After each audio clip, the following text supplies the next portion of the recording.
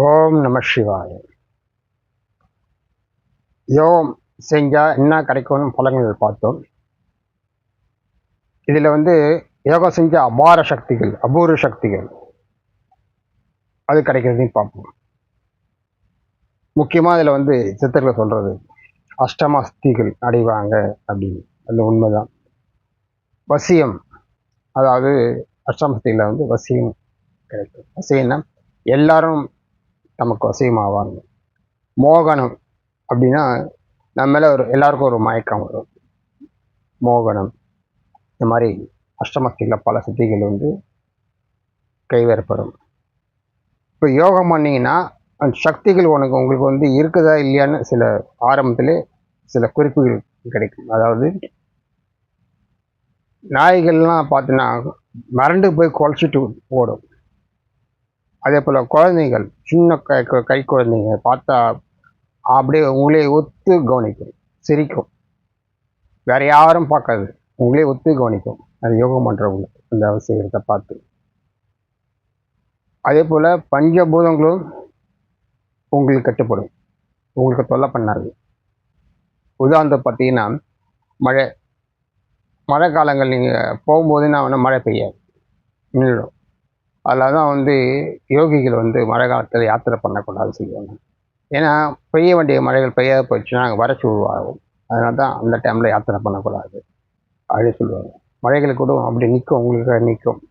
இல்லைன்னா நீங்கள் போகிறீங்கன்னா உங்களுக்கு முன்னாடி பெஞ்சிருக்கோம், ஆனால் பின்னாடி பெய்யும், நீங்கள் இருக்கிற இடத்துல பெய்யாது. இது கண்டிப்பாக நீங்கள் யோகம் பண்ணும்போது இதெல்லாம் அனுபவிக்கலாம். அதே போல் வெயில் காலத்தில் போனீங்கன்னா அந்த டைமில் மட்டும் கரெக்டாக பெரிய மேகக்கூட்டம் மறைக்கும், அந்த வெப்பத்தை மறைக்கும். நீங்கள் போகும்போது உங்களுக்கு குளிர்ச்சியாகவே இருக்கும், வெப்பம் உங்களுக்கு தாக்காது. அதே மாதிரி இயற்கை பேரிடர்கள் வரும்போது முன்கூட்டியே உங்களுக்கு அறிஞ்சிக்கிற தன்மை கண்டிப்பாக கிடைக்கும். அதே மாதிரி யோகம் பண்ணிட்டீங்கன்னா நல்லா மழை பெய்யும், குழுன்னு இருக்கும் நீங்கள் இருக்கிறதுல. அதுக்காக ஒரு சின்ன கதையை சொல்கிறேன். ஒரு ஊரில் மோசமான ராஜா, அது மட்டும் அதாவது கடுங்கோல் ஆட்சி பண்ணிடுவான். அந்த நாட்டில் பார்த்தீங்கன்னா மக்களே கஷ்டப்படுவாங்க. அத்தனை பேருமே வறுமையில் வாடிட்டு இருப்பாங்க. அந்த ஊரில் மழையே பெய்யாது, பயங்கரமாக வறட்சியாக இருக்கும். ஏன்னா பழமை சொல்லுவாங்க, மன்னன் எப்படியோ மக்களும் அப்படியோ.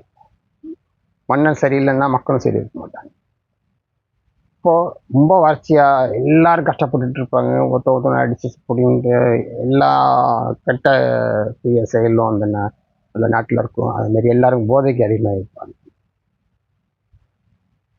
ஒரு கட்டத்தில் மன்னர் என்ன பண்ணுவார், பக்கத்து நாட்டுக்கு பிரயாணம் போகிறேன் அப்படியே. ஏன்னா மக்களுக்கு ஏன்னா சாப்பாட்டே வழியில் போயிடும். அப்போது பக்கத்து நாட்டில் செழிப்பாக இருக்குது, அங்கே போய் தானியமே வாங்கிட்டு மன்னர் கேட்டு வாங்கிட்டு வரலாம் அப்படின்ட்டு அந்த மன்னர் என்ன பண்ணுவான், பக்கத்து நாட்டுக்கு போயிட்டு இதுமாரி மக்கள்லாம் சாப்பிட்ற வழி இல்லாமல் இருக்காங்க, தானியெல்லாம் கொடுத்து உதவி பண்ணுங்க அப்படின்னு கேட்பான். அப்போ கேட்கறதுக்காக போகும்போது அந்த வழியில் பார்த்தீங்கன்னா எல்லாரும் சந்தோஷமாக இருப்பாங்க. அந்த எல்லாருக்கும் எல்லார் வீடும் மாளிகை வீடாக இருக்கும், பயிரெலாம் செழிப்பாக வளர்ந்துருக்கும், எல்லாரும் சந்தோஷமாக இருப்பாங்க. இதெல்லாம் பார்த்தா அவனுக்கு ஆச்சரியமாயிடும். நம்ம பக்கத்து நாடு தான், நம்ம நாட்டில் எப்படி இருக்குது, வறட்சியாக இருக்குது, எல்லாரும் எல்லாம் துன்பப்படுறாங்க, ஆனால் இந்த நாட்டில் பார்த்தீங்கன்னா எல்லாம் செழிப்பாக இருக்காங்களே அப்படின்னு ஆச்சரியமாயிட்டு மன்னர் கேட்பான், உங்கள் நாட்டில் மட்டும் ஏன் அப்படி இருக்காங்க, எல்லாருமே நல்லா இருக்காங்க, எல்லாம் சந்தோஷமாக இருக்காங்க, எல்லாம் பசுமையாக இருக்குது நாடே அப்படின்னு கேட்கும்போது அவர் என்ன சொல்லுவார்னா, சரி வா நான் ஒரு கூட்டு போகிறேன்ட்டு கூட்டு போனால் அந்த ஊர் எல்லையில் ஒரு யோகி யோகனிஷ்டில் இருப்பார். மன்னர் போயிட்டு பழங்கள்லாம் கொடுத்துட்டு அவர் காலை கும்பிட்டு காலை பிடிச்சி விடுவார். மன்னரை தான் எல்லாரும் வணங்குவாங்க, மன்னரே போய் யோகி வணங்குவார். இதுதான் யோகியோட நிலைமை. அப்போது யோகி என்ன பண்ணுவார், ஏற்றுக்கிட்டு கம்மிட்டு இருப்பார். ஆனால் அப்போ தான் மன்னர் சொல்லுவார், எங்கள் நாடு நல்லா இருக்கிறதுக்கு காரணமே இந்த யோகி ஊரில் இருக்கிறதுனால தான் நாங்கள் நல்லா இருக்கோம் அப்படின்னு. இது உண்மையும் கூட. ஒரு ஊருக்கு ஒரு யோகி இருந்தேன்னா அந்த ஊரே செழிப்பாக இருக்கும், எல்லாம் சந்தோஷமாக இருப்பாங்க, மழைகளும் நல்லா பெய்யும். இது உண்மை. அப்போ இந்த மன்னருக்கு ஆசை வந்துடும், சரி நீங்கள் கொஞ்ச நாளைக்கு இந்த யோகி மட்டும் எங்கள் ஊருக்கு அனுப்பிச்சி வைங்க, அங்கே மழை நல்லா பெஞ்சு செழிப்பாயிட்ட பிறகு நான் திருப்பி அந்த யோகி அனுப்பிச்சி விட்டுறேன் எங்கள் ஊருக்கு அப்படின்னு சொல்லி. அவர் மன்னர் என்ன பண்ணுவார்னா, சரி அனுப்பிச்சி வைக்கிறேன் சொல்லிட்டு யோகிகிட்ட சொல்லும்போது, யோகி நம்ம அவங்க நல்லா இருக்கிறத நம்ம போக போகிறோம், சரி நானும் வரேன் அப்படின்னு யோகி சொல்லிடுவார். யோகி நம்ம அந்த ஊருக்கு போகிறோம். அந்த ஊருக்கு போனோன்னா ஊரில் தங்க வச்சுருப்பாரு அந்த மன்னர். பார்த்தீங்கன்னா திருப்பி அந்த ஊரில் எல்லாம் மழை பெய்ய ஆரம்பிச்சிடும். மக்கள்லாம் நல்லா செழிப்பாக ஆரம்பிச்சிருவாங்க. பயிரை நல்லா விளைய ஆரம்பிக்கும். ஆனால் அந்த மன்னருக்கு என்னன்னா திருப்பி அனுப்பக்கூடிய காலம் வந்துச்சு. அதனால் திருப்பி ஊருக்கு அனுப்பிச்சிட்டா திருப்பி நம்ம நாடு வறட்சியாயிடுமே அப்படின்ட்டு ஆசைப்பட்டு ஒரு ஒரு பிளான் பண்ணுவார். அது என்னென்னா, தன்னுடைய மகளை யோகி கல்யாணம் பண்ணி கொடுத்துட்டா இவர் இங்கேயே இருந்துருவார், அதனால் நல்லா மழை பெய்யும், மக்கள் நல்லா இருப்பாங்க, அதனால் திருப்பி அனுப்பக்கூடாது அப்படின்னு ஒரு குறுக்கு புத்தி அந்த மன்னருக்கு வந்து. ஆனால் யோகி என்ன பண்ணுவார், சரி நான் கிளம்புறேன்னு சொல்லும்போது, இல்லை நான் ஒரு பரிசு கொடுப்பேன், அது கண்டிப்பாக நீங்கள் வாங்கிக்கணும். ஆனால் யோகி எதிர்பார்க்க மாட்டார், பார்க்க மாட்டாங்க. கண்டிப்பாக நிகழ்த்தி ஆகணும் அப்படின்னு சொல்லும்போது, சத்தியம் பண்ணி கொடுங்க அப்படின்னு, சத்தியமாக உங்கள்கிட்ட நான் பரிசு நீ கொடுக்குற பரிசை ஏற்றுக்கிறேன் அப்படின்னு சொல்லுவார். ஆனால் இந்த மன்னர் என்ன பண்ணுவான், தன்னுடைய மகளை அவருக்கு அன்பளிப்பாக மனம் முடிச்சு கொடுத்துருவான். யோகியும் வேறு வழி இல்லாமல் சத்தியம் பண்ணிட்டுமே அப்படின்னு சொல்லி அந்த மன்னருடைய மகளை மனம் பொருந்துவார். இதனால் 2 பேருக்கும் குழந்தை பிறக்கும். இப்போ என்ன ஆகுன்னா, அவருடைய இந்திய சக்திகள்லாம் விரயமாயிடும். அதனால் அவரோட சக்திகள்லாம் இழந்துடுவார். இழந்துட்ட பிறகு திருப்பி அந்த ஊரில் பார்த்தீங்கன்னா திருப்பி அதேமாதிரி வறட்சி வந்துடும். ஏன்னா இந்த யோகி சக்தியை இழந்துட்டார் திருமணம் பண்ணதுனால. திருப்பி பூமிக்கு அந்த நாட்டுக்கு வறட்சி வந்துடும். இந்த மக்கள்லாம் என்ன பண்ணுவாங்க, யோகியை வந்து இவர் போலியான யோகி, இவர் உண்மை கிடையாது, திருப்பி மழை பெய்யப்பாரு, அப்போ பெஞ்சு தானாக பெஞ்சுது அப்படின்னு சொல்லி அவரை எல்லாம் வெட்ட ஆரம்பிச்சிடுவாங்க.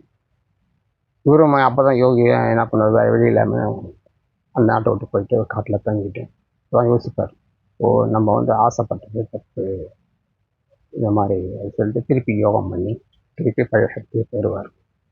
இதுதான் கதை. அதாவது யோகி சக்தி பெற முடியும் அப்படின்னு சின்ன கதை. அதே மாதிரி அது மட்டும் இல்லை, வந்து இயற்கை சீற்றங்களை தானே அறிஞ்சிக்க முடியும். அது மாதிரியே வந்து யோகி வந்து ஒரு வீட்டுக்கு காலடி வச்சான்னா அந்த வீட்டுக்கு எவ்வளோ கஷ்டங்கள் துன்பங்கள் தானே சரியாகும். அதே மாதிரி ஒரு பாழடைஞ்ச கோயில் இருக்கானா அங்கே போயிட்டு ஒரு நாளை கொஞ்சம் தியானம் பண்ணிட்டு வந்தோன்னா திருப்பி அந்த கோயிலில் புனரமைப்பட்டு கும்பாபிஷேகம் நடத்துவாங்க.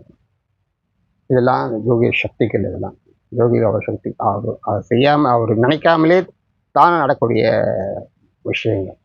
இன்னும் பல அபூர்வ சக்திகள் யோகிக்கு உண்டு. அதாவது யோகம் செஞ்சால் அவ்வளோ சக்தியாக உங்களுக்கு தெரியாமலே சக்தி நிறையா பெறுவீங்க. உங்களுக்கு பலம், அழகு, வசீகரம் எல்லாம் ஒரு பக்கம் இருந்தாலும் இது எக்ஸ்ட்ரானரி சக்திகள் வந்து கண்டிப்பாக உங்களுக்கு வந்து கிடைக்கும். உங்களுடைய சொற்கள், அதாவது ஒருத்தவங்க வாழ்த்துனா நல்லா இருப்பாங்க. அதே மாதிரி அவங்க யோகியை கஷ்டப்பட்டு பார்த்துட்டாங்கன்னா அவங்களுக்கு பெரிய பெரிய துன்பங்கள் வரும். அதாவது எப்படின்னா சூனியம் சொல்லுவாங்க. சூனியம்னா சூனியம் வச்சுட்டாங்க அப்படின்னு வார்த்தை சொல்கிறாங்கல்ல. சூனியம்னா ஜீரோன்னு அர்த்தம். ஹிந்திலையும் சமஸ்கிருதத்துலையும் ஜீரோவுக்கு சூனியம் பேர். அதாவது இப்போ என்ன செழிப்போட எல்லாமே இருந்தால் கூட அவனை ஒன்று ஒன்றா விட்டு விலகி போயிடும். அது பணம், பதவி, புகழ் எல்லாம் அவனை வேண்டி ஜீரோவாக மாறுவான். யோகி பிரச்சனை பண்ணிக்கிட்டா அது மாதிரி நடக்கும்.